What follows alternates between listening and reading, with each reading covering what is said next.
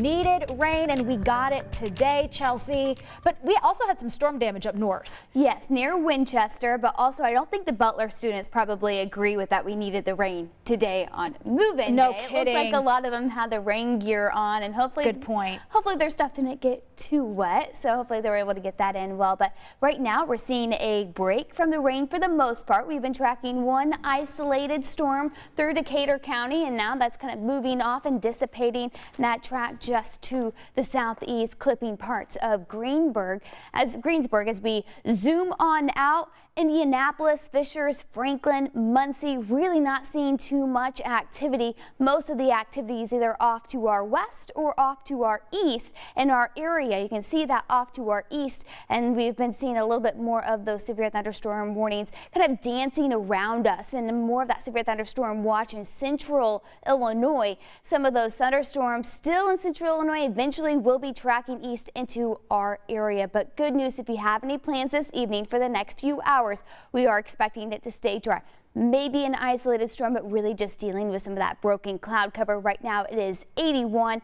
Dew points are in the middle 60s, so definitely feeling a little bit more of that humidity. Winds out of the southwest about 10 miles per hour. Now drawing in a little bit more of that moisture. So for the rest of the evening, we're going to spend mainly in the 70s and mainly dry. But once we roll into the later evening hours, the chance for storms return. We will see a little bit of a break for tomorrow morning, the last Sunday for the state fair. Really, the morning hours will be your best chance to dodge any of the storms that will start to redevelop as we go back into the afternoon hours. We will start off in the middle 60s, and then those temperatures warming up into the mid 70s by lunchtime. However, we are expecting the storms to return by the time the Indians takes their first pitch. That is around 1:35 in the afternoon. Temperatures will max out in the upper 70s and low 80s, and as some of those scattered showers and thunderstorms. So let's break everything down on FUTURETRAK 13. 7 o'clock. Maybe an isolated storm near Kokomo, but as we saw, not really seeing too much activity. But then around 11 o'clock, some of those storms move back in, continuing into the overnight hours. We have our FUTURETRAK 13 paused at 2 a.m. in the morning. And then once we roll into Sunday around 9 o'clock, maybe an isolated shower or storm, but mainly dry. Once we get some of the heating of the day, some of those scattered showers and thunderstorms will start to redevelop during the afternoon. And then once we get a little bit past sunset, some of the activity starts to die down. Our severe outlook for tomorrow, or lower risk to our southeast. But however, maybe a cold air funnel. What that means, you may see a funnel of one of two of these thunderstorms.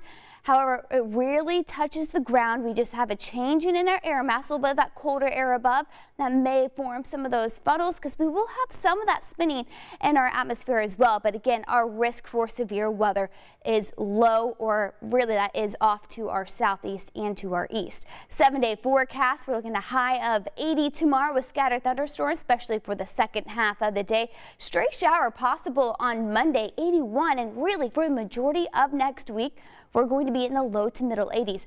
Really, our humidity will still drop.